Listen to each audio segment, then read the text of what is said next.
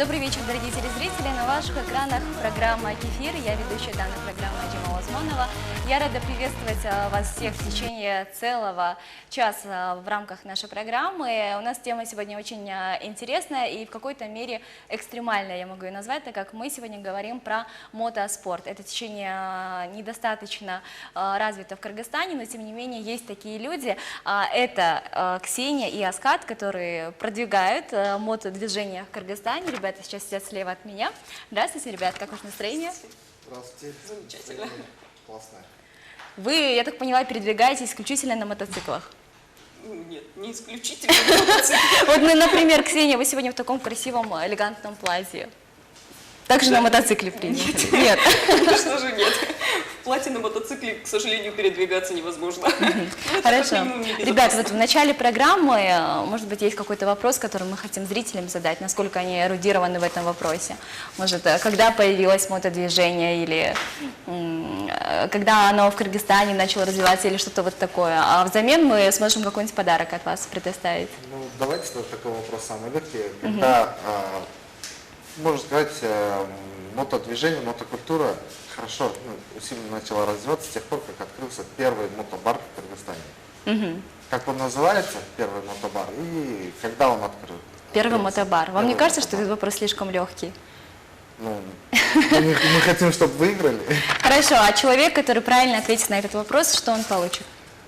Давайте так тогда, пусть он придет к нам в этот мотобар, мы его покатаем, его, и если это девушка, то ее. Я думаю, вот у многих девчонок есть такая мечта, и по сей день, мне кажется, многие таили надежду о том, чтобы в какой-то момент почувствовать себя Барби из фильма «3 метра над уровнем неба». Вот серьезно, фильмы подобного рода у нас еще не снимались, или уже что-то такое практикуется? В Кыргызстане снимаются только видеоклипы, можно сказать, да? Видеоклипы. Да, а так фильмов нету. У нас есть некоторые идеи, но мы пока готовимся. Хорошо, ребят, с вашего позволения еще раз напомню, телефон прямого эфира 56 46 85. Наши телезрители могут дозваниваться тем временем, задавать свои вопросы и отвечать на наш вопрос. Наш сегодняшний гость – это Аскат и очаровательная гостья Ксения, ребята, которые продвигают мотодвижение в Кыргызстане. Вопрос звучит следующим образом. Когда открылся первый мотобар и как он называется? Правильно?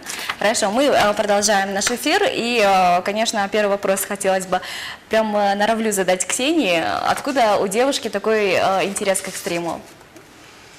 Ну, у девушки интерес к экстриму где-то с 14 лет появился, сначала скутер, как бы начало такое.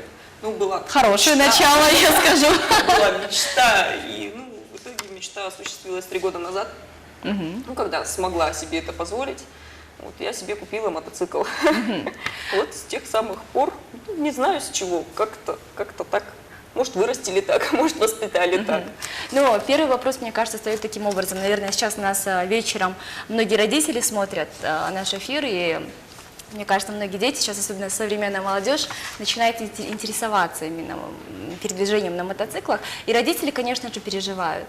Вот расскажите, как ваши родители отнеслись к такому выбору? Сначала, конечно же, это все было так же страшно, потому что в любом случае это родители. Но потом уже спустя какое-то время, когда, скажем так, родители видят своего ребенка, как он себя ведет, видят, как он ездит, и уже тогда начинается доверие, и тогда родители уже успокоились. Родители пробовали прокатить?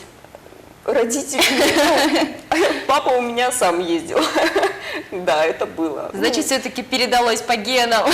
Возможно, да, передалось, скажем так, не то, что по генам, у меня брат занимался этим. Может быть, оттуда все пошло. Вот такую точенную, нежную девушку в элегантном платье никак не представляю на мотоцикле, но, тем не менее, я думаю, есть такие специальные места, где вы собираетесь, где можно посмотреть на это зрелище. Аскат, расскажите нам подробно. У нас пока что одно единственное место – это мотобар, где мы, пока название не буду говорить, где мы собираемся. Это, знаете, как появилась эта идея? Все мы катались, я сам новичок, у меня 5-й сезон такое катание на мотоцикле, и год мы катались, и все время ребята говорят, надо открыть свой бар. А почему? Потому что мы ставим мотоцикл, заходим в какое-то помещение, сидим и мы переживаем за мотоцикл. Как положено, их трогают всегда, на них садятся, фотографируют. Фотографируются. Некоторые умудряются уронить его, еще чего-то. Ну, это финансово, и вот каждый байкер, он переживает за мотоцикл. И, получается, сидишь не очень комфортно. Все время выходить, смотреть. Ну и сразу же подумали, что надо такой бар, куда можно прямо на мотоциклах заезжать. Первое место, где мы открыли бар первый раз, там можно было прям внутрь заезжать. Прямо они рядом с нами стояли. Прям в бар заезжаешь Прям на в бар мотоцикле заезжаешь, безбашенно. да, на мотоцикле. Они стоят. Значит, столы и стулья там даже не предусматривались. Нет, есть, но они просто рядом. Можно было на мотоцикле Да, сидеть. ну и потом мы расширились в другое место, переехали, расширились более там СТО, разные моменты еще достроили. И получается сейчас тоже то самое. Вот только площадка больше, мотоциклы заезжают внутрь, за них не переживаешь. Переживают автолюбители за свои автомашины, которые стоят.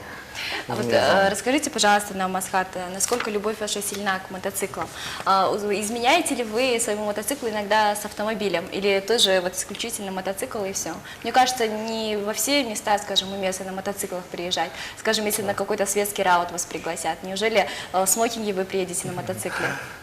В общем, я на работу, сейчас моя работа позволяет ездить на мотоцикле. Ну, как бы частично. Я на работу ездил на мотоцикле. Но есть такие встречи, когда мне приходится переодеваться на работе и ездить либо на такси, либо на чьей-то машине.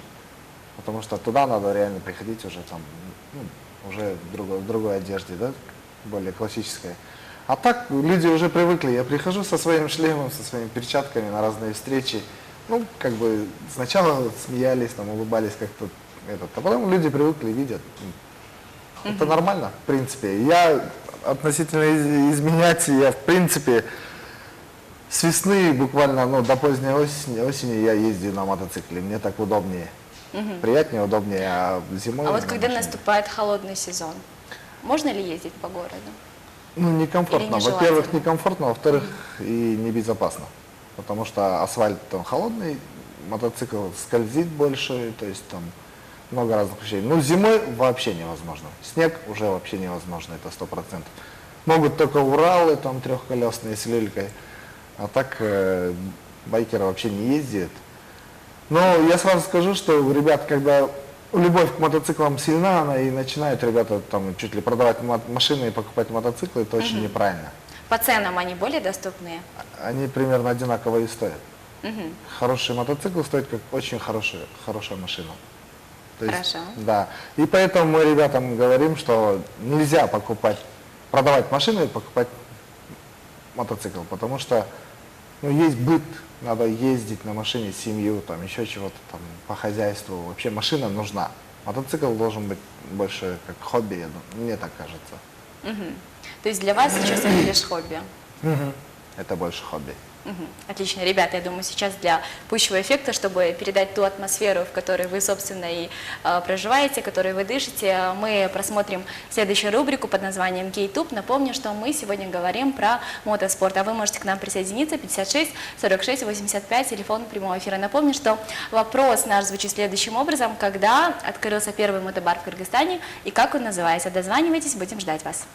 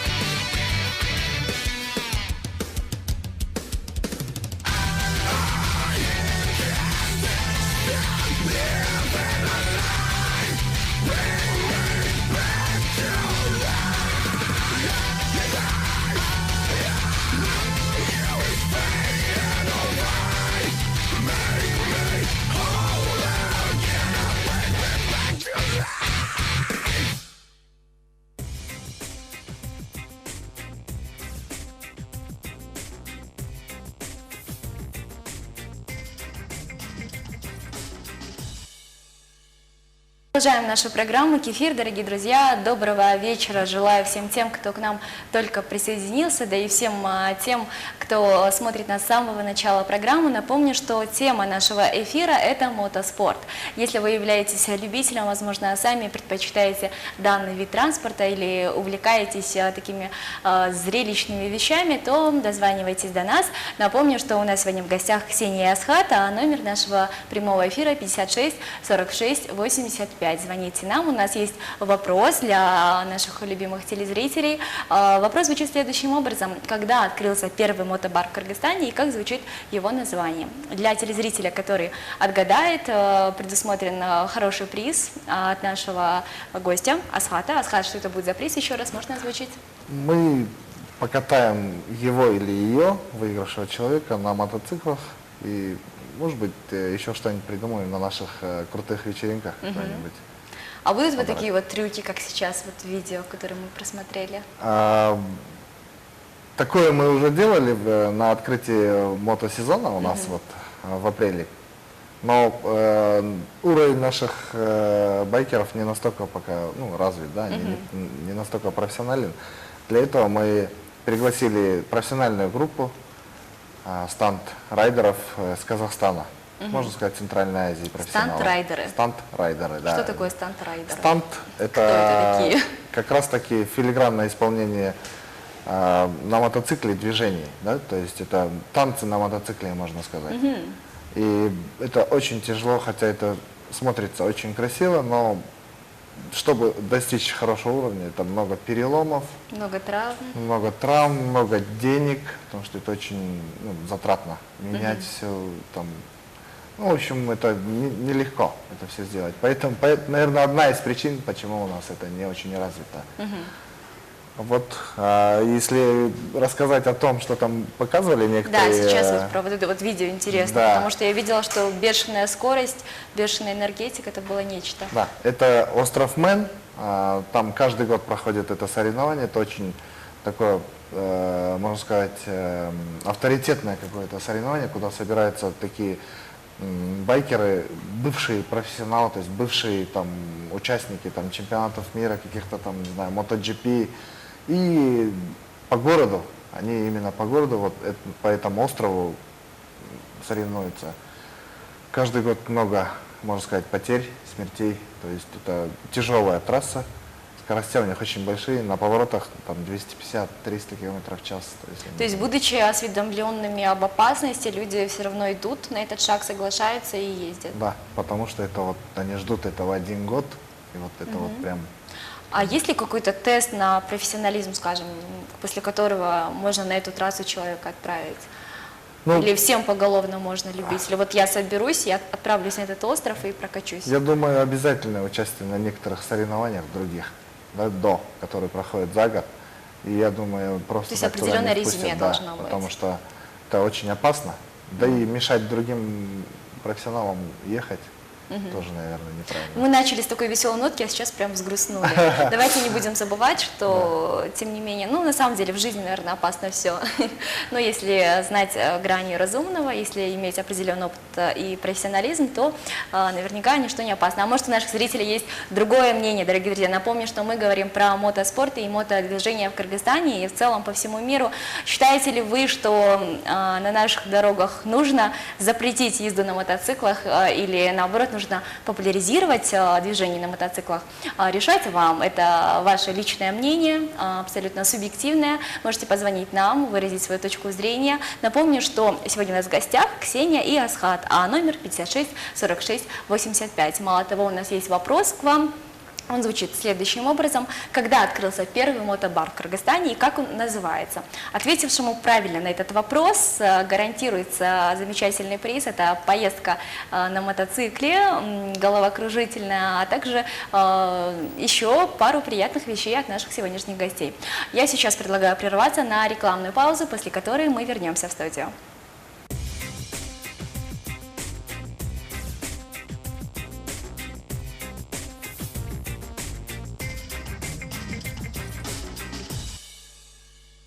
(56 46 85) телефон прямого эфира. Уважаемые телезрители, вы смотрите программу «Кефир», где обсуждаются абсолютно разные вопросы, порой удивительные. И, возможно, кто-то сегодня, посмотрев нашу программу, узнает для себя массу полезного или найдет какие-то противоречия в данной теме, так как мы говорим про экстремальный вид спорта, если его так можно назвать в какой-то мере. Это, дорогие друзья, мотоспорт. Конечно, в Кыргызстане его спортом назвать еще сложно, он развивается на любительском уровне на данном этапе, но тем не менее многие жители города негодуют, что все же это очень опасно, как для здоровья, так и для жизни других людей. Дорогие друзья, присоединяйтесь к нашей дискуссии. 56 46 85, телефон прямого эфира. Также углубиться в данную тему и рассмотреть ее более обширно нам помогают наши гости, это Ксения и Асхат.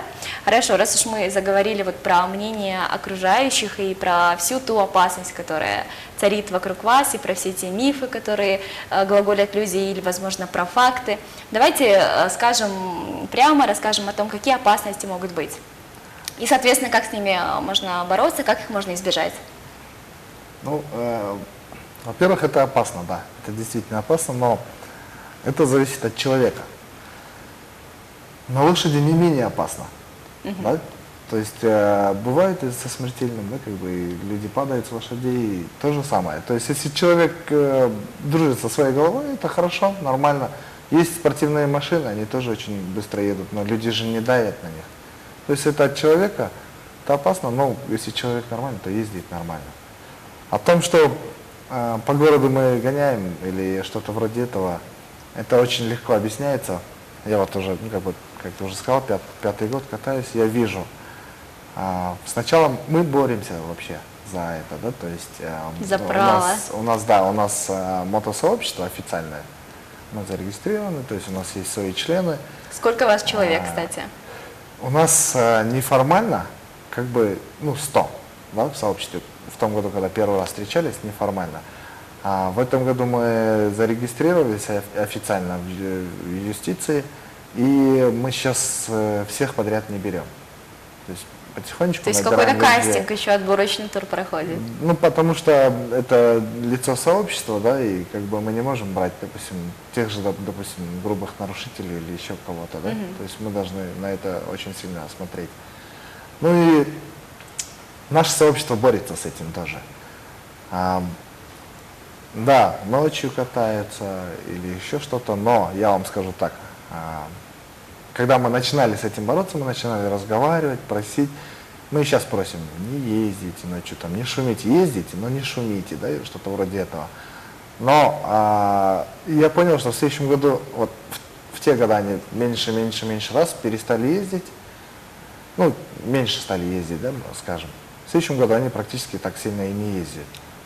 Находятся новые ребята, которые только купили мотоциклы, и вот так каждый год. То есть каждый год мы встречаемся с новыми ребятами, которые только купили в этом году мотоцикл, они не насытившиеся, они хотят ездить, они хотят, ну, на скоростях ездить. И, в общем, у нас ежегодная борьба с новыми байкерами получается. Раз. Уверен, те, кто в этом году мы с ними поговорили, они в следующем году уже не будут так ездить. Сейчас они меньше стали ездить. Есть ли какой-то возрастной барьер, что с определенного возраста ты можешь получить права на вождение? Или в любом возрасте можно? Права на вождение можно получить даже По-моему, также с 17 лет, да? Да. В принципе, правила дорожного движения равносильны правилам вот, езды на автомобилях. автомобиле, Почти да, то же самое. одинаково, но у нас больше преобладает чуть взрослый контингент. Да? Почему? Потому что это дорого, во-первых, не все могут себе позволить, родители однозначно не покупают. Да? То есть, когда человек только сможет свои деньги заработать и сам себе купить, только таким образом можно... Асхат, вы сами в каком возрасте сели на мотоцикл? Ой, давайте я в возрасте не буду. Да ладно, я думала, это наш женский вопрос. Что тут скрывать-то? Я поздно сел. Почему? Потому что родители, опять же, ну, не разрешают. Противостояли. Честно говоря, я даже не боролся с родителями, да, то есть я даже не говорил, я почему-то у меня внутри всегда сидело, что нельзя, да, вот родители всегда говорят об этом, ты даже не просишь, даже не думаешь. Но приходит такое время, когда ты уже все, ты вот взрываешься, да, ты уже тебя не остановить, ты все равно хочешь купить уже мотоцикл, тебе не терпится, ты начинаешь в интернете все искать, все смотреть, все читать об этом, а как раз таки с этим еще больше усиливается вот это желание, ты не можешь себя остановить, и тебе все равно уже, да? И я, честно говоря, купил мотоцикл, родители не знали, что я купил мотоцикл. Наверное, Мне кажется, это такая не история хороший, практически у многих. наверное, но это не хороший пример, конечно, но у меня так было, потому что я знаю, что родители мне просто не разрешали его. По сей день я перед родителями не ездил. Ксюша, Вот у вас уже какая 5 история лет. была? Спрашивали разрешение или тоже пришли? Мам, Нет, пап, да, все. нет, я не то чтобы спрашивала разрешения, просто я, скажем так, своих родителей плавно к этому привела. Мама прям очень плохо на это отреагировала с самого начала. Ну, уже, как говорила, в итоге, когда уже поняла, что голова на плечах есть, уже поспокойнее к этому стала относиться. Папа сразу... Ну, он, конечно, сказал, зачем оно тебе надо, зачем тебе мотоцикл, ты же девочка. Ну, в итоге все пришло к тому, что и папа на моем мотоцикле ездил, что уж скрывать. Давайте вот перейдем к более девочковой теме. Я знаю, есть такое понятие, достаточно популярное сейчас, это мотоледи. То есть у нас мотоспорт ассоциируется с такими брутальными мужчинами в кожаных куртках и с красивыми девушками. Обязательно. Да. Асхат, расскажите более подробно. В общем, мы, конечно же, хотим продвигать мотокультуру, да, она, честно говоря, у нас в Кыргызстане развивалась очень-очень слабо. Она развивалась, но развивалась очень слабо. В других странах очень сильно вперед пошли. Я не говорю о Центральной Азии, да? Казахстан, он сам себе очень хорошо развит. И вот мы начали этим заниматься. Потом мы поняли, что надо приобщать, да, то есть мы придумали разные там конкурсы, мероприятия. И в голову в том году пришла идея сделать конкурс девушек, мотоледи. Довольно успешно мы его в том году провели. Это был конкурс фотосессий. То есть участвовали любительницы мотоспорта, которые сами вовлечены в данную культуру, или это были больше фотомодели? Мы не ставили никаких ограничений, да, как реальные байкерши могли были, вот Ксюша у нас реальная байкерша, она участвовала, и такие простые девушки, кто хочет, не было никаких ограничений, кроме 18+, да. Соответственно, разные были, и модели были, и простые девушки, много было разных девушек, многие интересовались. Итог какой, расскажите мне, самое интересное. Что получила финалистка? Финалистка в том году у нас были спонсоры, они по бытовой технике. То есть мотоцикл она не получила? В том году нет. К сожалению. В том году мы первый раз проводили, мы немного были неопытные, мы боялись. Поставили один огромный большой телевизор. Просто очень большой телевизор. Но, тем не менее, и 5 планшетов. Там было так, мы наградили порядка 8-9 девушек. То есть 5 финалисток. Были еще там 3 номинации, мотоледи отдельно. А вот Ксюша, она выиграла номинацию «Мисс Реальный байкер». Реальный байкер. И Среди всех реальных байкеров. Да, среди Самый реальный. всех реальных байкеров она Сколько выиграла. же таких вот реальных байкерш у нас сейчас, Ксюш? Вот подруги у вас наверняка также есть, которые В Бишкеке катаются на порядка мотоциклах. 8, наверное. В Бишкеке. 8? В Бишкеке, Всего-то? да, всего. Это очень совсем не развито. Я думаю, после конкурса в этом году, Мотоледи 2015, я думаю, их наверное, на порядок Такой же станет конкурс больше. будет проходить. Нет, он отличается. В том году мы провели его только в виде фотосессии. В этом году фотосессия только один из этапов этого конкурса. Мгм, то есть это будет проходить как настоящий конкурс красоты. Да, да. То есть если на конкурсе красоты вам надо пройтись по подиуму, да, или вот такие, как это называется, я даже не знаю. Да? Подиум, правильно. А в нашем случае надо будет проехаться на мотоцикле каждой девушке. То есть это уже конкурс среди узкого круга Нет, людей, среди нет, 8 кстати, девушек, да, я так поняла, нет? Кстати, все сразу задают такой вопрос. Нет, конечно же нет, мы специально сделали так. Мы не ставим жесткие требования, но у нас вообще в конкурсе предусмотрено бесплатное обучение. Мы будем девушек определенное время будем учить кататься на мотоцикле.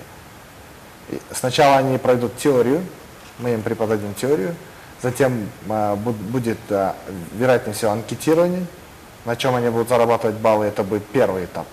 Вторым этапом мы их будем обучать ездить на мотоцикле, и потом опять же конкурс. Анкета езды. будет, я так поняла, на психологическую устойчивость человека. Нет, там будут А сеансов простые с психологом не вопросы. будет, кстати? Я думаю, это больше надо будет, наверное, на практике нам, когда тренировать будем. Хорошо, ребят, я думаю сейчас, чтобы люди наши, те, кто не слышали, наши телезрители, посмотрели, что это был за конкурс, мы просмотрим нашу рубрику «Кей-фото» вашему вниманию, после которого мы вернемся в студию.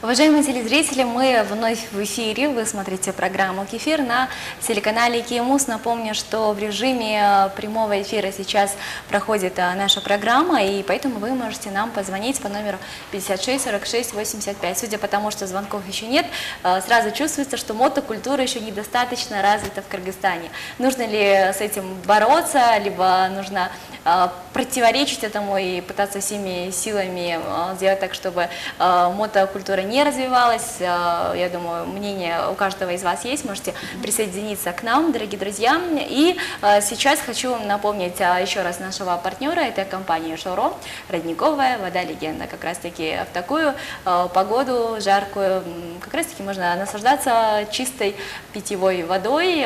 И вот следующий вопрос же вам относительно вот данного конкурса, про который мы поговорили, про Монте-Леди конкурс поговорили, что это будет конкурс красоты. Мы до этого упомянули, что будет конкурс на преодоление определенного расстояния, как я поняла. Какие еще туры будут в нем для всех девушек, которые хотят принять участие? Давайте анонсируем. Только 3 этапа. 3 этапа. Первый – это теория, обучение и анкетирование. Второе – это тренировки, да, в практике. И проезд по выполнению определенных заданий на мотоцикле. Будут не тяжелые задания. Третье – это фотосессия. Единственная фотосессия, в том году мы делали это на сайте, голосование делали в афише ВБ. Вот там есть блок конкурса, и там было голосование. В этом году мы сделаем это путем СМС-голосования. Потому что в том году много было разного. Ну, в любом конкурсе начинает о разном говорить, да? Возможно, Вы это думаете, после СМС-голосования такого не будут говорить? Да, будут говорить, но мы хотим хоть одну вещь как бы исключить, да? В том году говорили, что там люди просто так голосуют, там программы какие-то устанавливают, которые там... А как можно проследить вообще порядок прохождения конкурса, если это СМС? Ведь они будут приходить на определенный номер, на один телефон. Да, в этом нам помогают провайдеры. Там специальная программа, она получает от только номеров существующих, да, в Кыргызстане. То есть там перехитрить эту программу невозможно. То есть все серьезно? Да, все только с телефонов, с номеров. А вы не думали о том, чтобы сделать этот проект в телевизионном формате? А вы имеете в виду в прямом эфире? То есть, да, что, возможно, голосование проходит на глазах у людей или как-то еще иначе? А вот видите, у нас голосование, оно долгое. То есть голосование, ну, возможно, 10 или там 10 дней, или там, может, 2 недели будет проходить. Наверное, это тяжело. Так-то мы, конечно же, за то, чтобы это было прозрачно. Чем прозрачнее, тем так бы, было бы как бы понятнее, легче и нам хорошо. Но пока мы не нашли ответа, да? Как вот это вот. Мы боремся с этим. Асхат, вот есть, наверное, у вас какие-то предубеждения, может, какая-то своя позиция о том, как же должна все-таки выглядеть Мотоледи, потому что мы представляем ее, как я уже сказала, по известным фильмам. Это такие безбашенные, отрывные девчонки, но все-таки нашему восточному менталитету, я скажу, это не присуще. У нас больше застенчивые, скромные натуры у девушек преобладают. По вашему мнению, на ваш взгляд, какой должна быть мотоледи? Вот посмотрите на Ксюшу. Ну, вот она вот вроде не похожа на ту девушку. Я на Ксюшу смотрю, и она мне напоминает девушку с эпохи романтизма, честное слово, сейчас. Я ее на дороге не Все видела. правильно. Все девушки у нас, которые катаются, если они одеваются в платьишки, вы Обязательно их что-то кожаное должно не быть. различите. А так они все носят кожаные комбинезоны. Ксюша, она очень эффектно смотрится в кожаном комбинезоне. Вообще в кожаном комбинезоне все смотрятся эффектно. Но, Что еще, какие еще элементы должны вообще быть? Перчатки? целью, да. Перчатки, шлем и защитный уже для комбинезон. безопасности. Да, это вот чисто безопасно. А по правилам дорожного движения шлем это как бы один из условий правил дорожного движения. Ты не можешь их нарушать. Все остальное только это лично от человека. Он хочет обезопаситься, он больше одевается. Разно. А так я вот относительно девушек каких, да, мы вообще целью ставим этого конкурса привлечение активной молодежи, да, то есть активной молодежи к мотокультуре. Вообще мы хотим, чтобы жизнь была более красочная, да. Вот вы говорили много, стоит ли в городе там разрешать ездить на мотоциклах или нет. Вообще я сказал бы, сейчас мэр города даже все, да, стараются делать аллеи для велосипедистов, да? То есть это о чем вы не говорит? сравниваете велосипед и мотоцикл. Да. это Я абсолютно говорю о разные том, что вещи. 2 колеса, и это намного разгружает город. Это очень сильно разгружает город, потому что сейчас не то время, когда все люди садятся по 4 человека в машину. В машину садится 1 человек и едет один на работу. Соответственно, машин очень много. Если бы ездили бы все на мотоциклах, я уверен, пробок вообще не было бы. Ну и шума Но- было бы больше. Нет, почему? С шумом все нормально. Шум появляется, когда быстро ездит, сильно ездит, в спортивном режиме. Так практически не А ездит. так какую скорость должен соблюдать мотоциклист в городе? Одинаковые с автомобилем. Так же 60-ки, 40-60? 40-60, да. Точно так же, но единственное, вот я говорю, и на машине можно, допустим, если это коробка механика у нее, то есть если передерживать, на больших оборотах ездить, машина тоже сильно жжет. Ну, что делать? Молодежь и на автомобилях гоняет. То же самое и на мотоцикле получается. Хорошо, ребят, ладно, вот сейчас хочется немножко отойти от темы и поговорить о том, помимо всего того, о чем мы говорили в течение первой части программы, чем вы еще занимаетесь, Ксюша? Я работаю администратором в пивном заведении, скажем так. В пабе. В пабе, да. Хорошо. А есть такие стереотипные мнения о том, что мотоциклисты, безбашенные люди, которые считают, что ни к чему вот какие-то вот такие вот солидные места работы. Вот как вы считаете, Асхат? Потому что все-таки они выбирают себе по стилю жизни, у них стиль жизни таков, и они работают в таких же местах. Вот как мы видим, Ксюша работает в таком же очень веселом заведении. Есть ли мотоциклисты такие, которые ночью они одни, а днем, скажем, они офисные клерки? Практически все, я вам сказал, такие вот, как вы говорите, да, то есть ночью или в выходные они одни, а сами на самом деле работают в других профессиях. Мы вот как раз-таки боремся, да, с этим стереотипом, который уже есть, что байкеры, они там волосатые, бородатые, там грязные, соленые, там, ну, грубо говоря, проституцию продвигают, оружием торгуют, там, наркотой торгуют. Это в Штатах там, или еще где-то появилось, это мотоклубы, мотогангстеры, там это развито. У нас в Кыргызстане, в России, в Центральной Азии нету такого вообще. То есть здесь люди садятся разных профессий, здесь сначала люди, там если становятся, да, то есть берут мотоцикл для того, чтобы, может быть, потом на этом зарабатывать, да, то есть продажей вот этих нелегальных вещей, да. У нас работают, и люди в достатке уже становятся байкерами. У нас есть экономисты, банкиры, фотографы, кто у нас есть, много очень там, и в органах внутренних дел, то есть байкеры разных профессий, продавцы на дордое, там, хозяева огромных фирм. И что интересно, почему мы вот так у нас получилось, у нас очень веселые компании, наши выезды по выходным, допустим, на Исыкуль или там Артутукойское водохранилище, они очень веселые. Все едут с удовольствием, мы разговариваем, смеемся, потому что у нас нету корыстных никаких целей. У нас разговор чистый, мы смеемся, и вот эти хозяева крупных каких-то там магазинов или этих, вообще крутые люди, в общем, им интересно с нами вместе. То есть, почему? Потому что там они пожарили сосиски, никто за ними не бегает, там, никто не этот, какое-то предвзятое отношение нету. Здесь чистые отношения такие, и, опять же, профессии разные, то есть очень интересно. Я вот живу этим, да, я тоже сам экономист, а при этом вот я ездил на мотоцикле. И я многим бы посоветовал, но это болезнь. Этим можно заболеть и вообще не выйти. Это вот мы каждые выходные ждем. Вот прям все начинают там в четверг начинают писать, куда А поедем. есть какие-то места, в которых вы всегда собираетесь?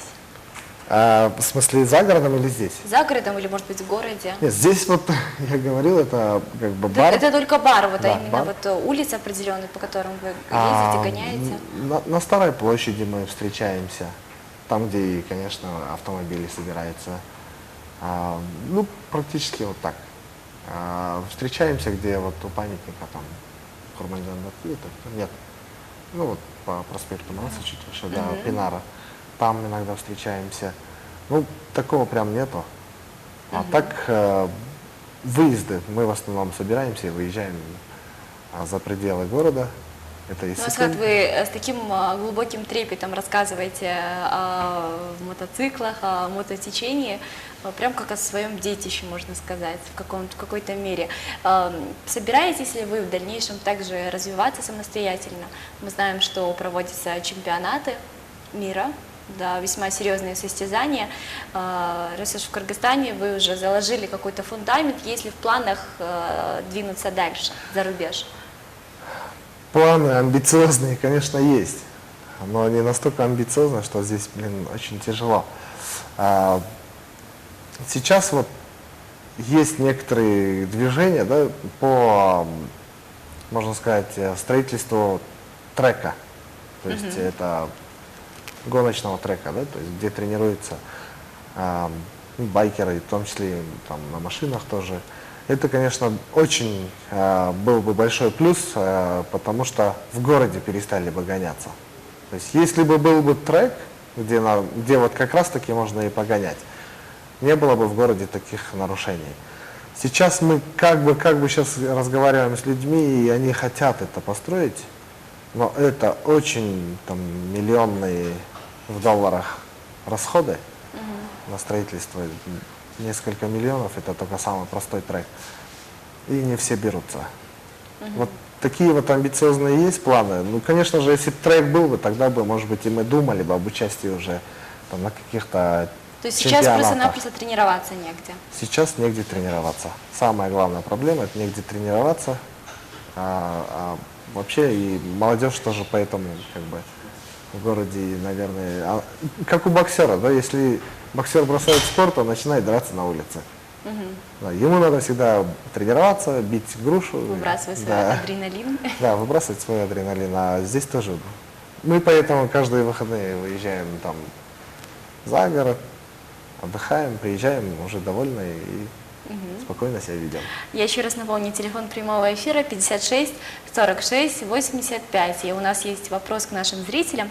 Когда открылся первый мотобар в Кыргызстане, как он называется? Также напомню, что можете отвечать посредством социальной сети Facebook. Также ответы будут прочитаны и озвучены в нашем эфире. Сейчас будет небольшая рекламная пауза. Оставайтесь вместе с нами.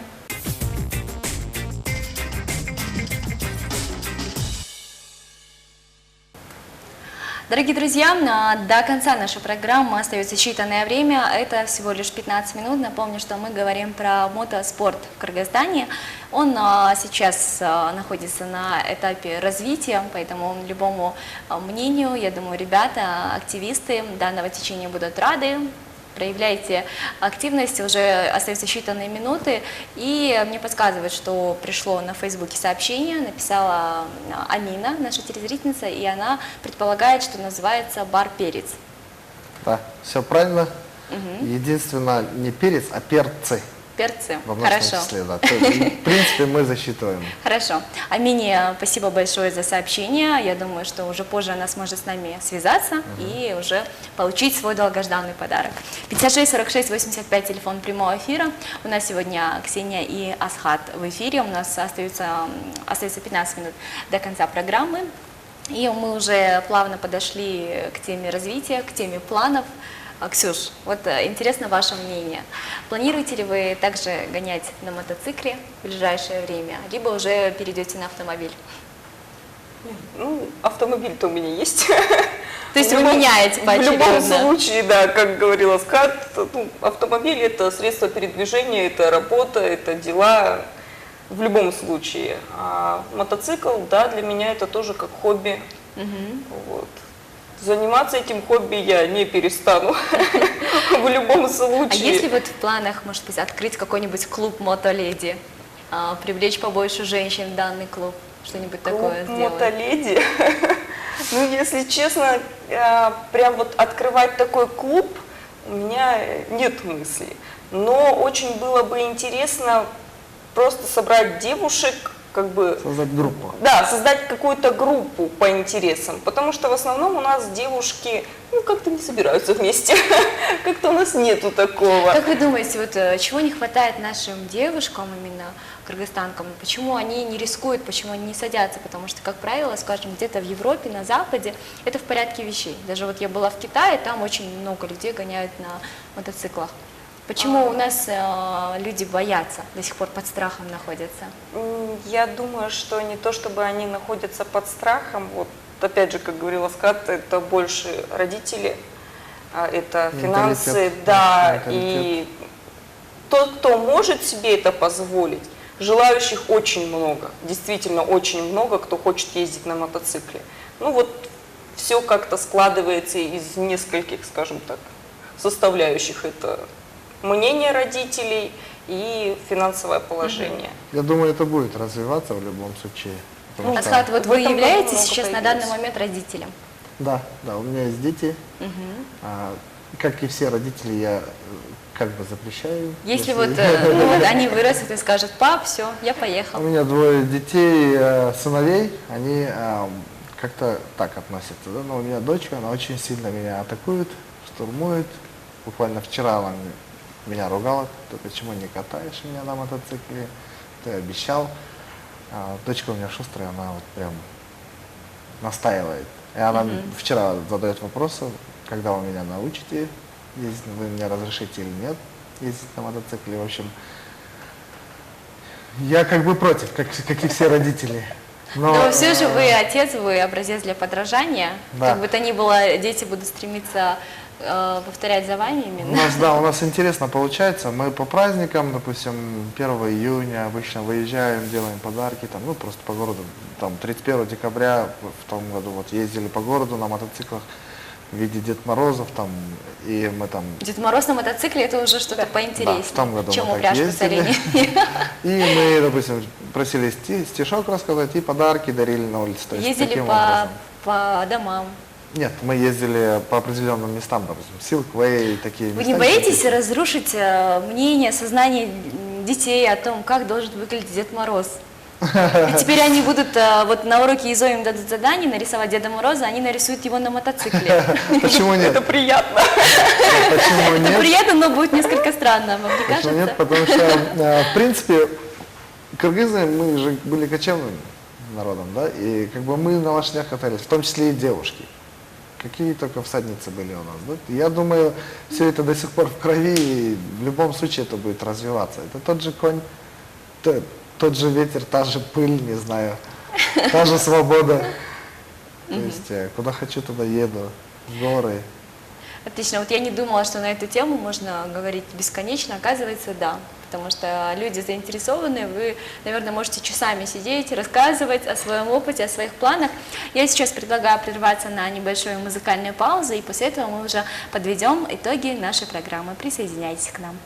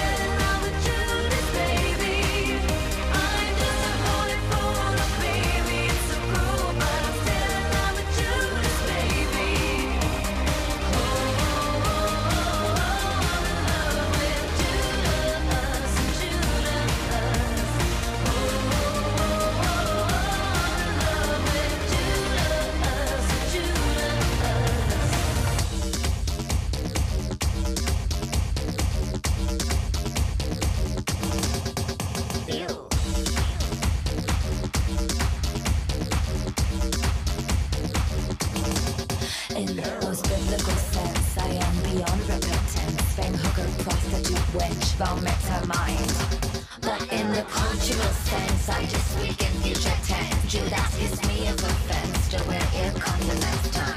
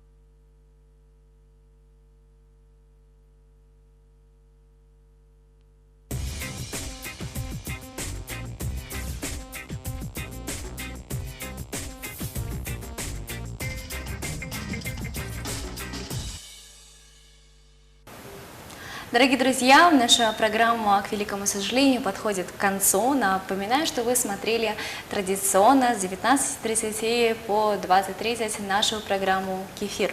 У нас остается 5 минут всего лишь до конца программы. Напомню, что мы сегодня говорили про такое течение, как мото, то есть это езда на мотоциклах. В Кыргызстане, как мы видим, потихонечку, медленно, но верно развивается данное течение, чему радоваться или огорчаться, решать, конечно, каждому из вас.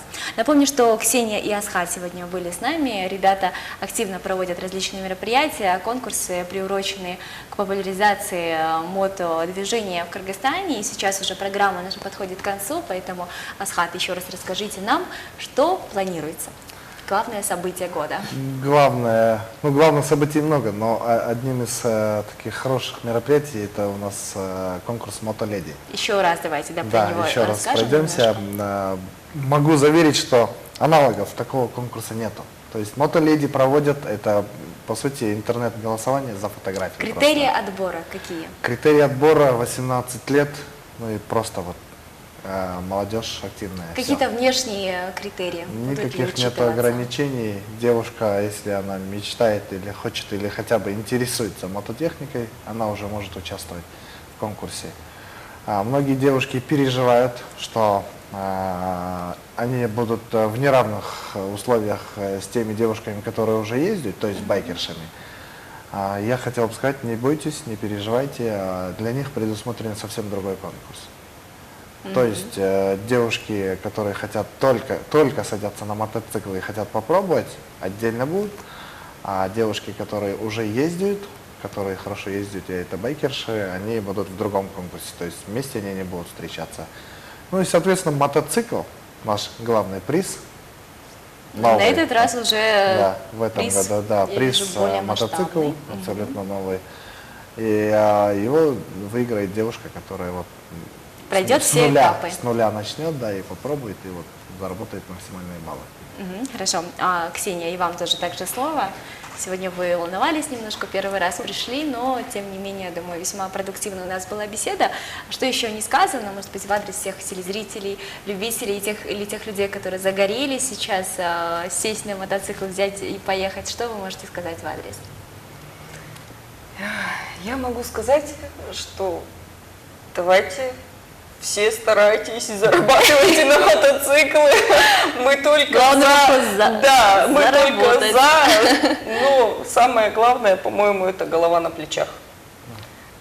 голова это самое важное. Давайте не будем с вами всадниками без голов. Да. На наш Иначе призыв. можно правда остаться без головы.